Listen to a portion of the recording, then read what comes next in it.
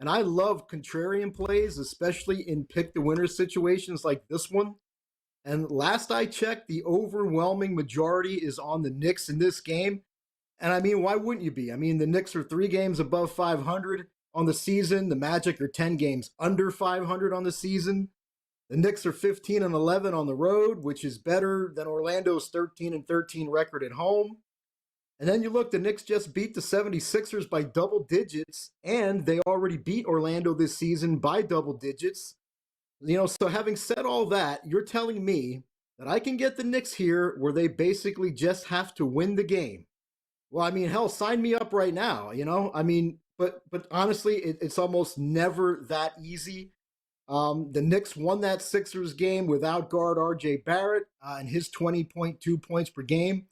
And that's actually nothing new in the NBA. I mean, we often see teams step up in their first game without a key player, but then they come back down to earth in that next game.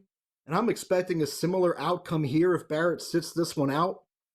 And that win over the Sixers wasn't just a win in their first game without a key player. It was a win against a top division rival in their first game without a key player.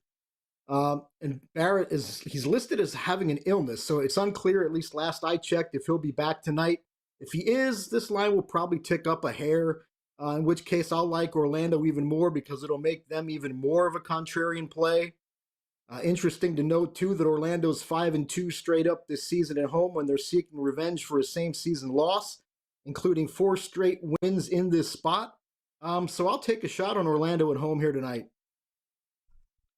So the Orlando Magic have been probably my single favorite team in the NBA for the better part of the last 2 months. All they've done is make me money, and no one's paid any attention to them at all. They started 5-20, and right now they're 22-32. That makes them 17-12 straight up their last 29 games. And against the spread, I think they're like 20-7 in those ball games. So they've been a real consistent moneymaker for the better part of the last 2 months. Are the markets starting to catch up with Orlando? Because I was hoping to catch more than a point with the Magic on their home floor tonight. And this line, I power rated Orlando really high and consistently, and they've made me money doing so. I'm seeing signs the markets are catching up with this team. Are you seeing that as well? I would agree with that. Yeah, I do believe that you're seeing the markets finally catching up with this team. I mean, it was bound to happen. I mean, we're not going to go the whole season and see great value on this team. Eventually, the odds makers are going to catch up to what's going on. Again, I love the spot in this game, though, and really, even without even looking at the game itself, just looking at the line and looking at where everybody's betting in this game just makes me like Orlando even more tonight.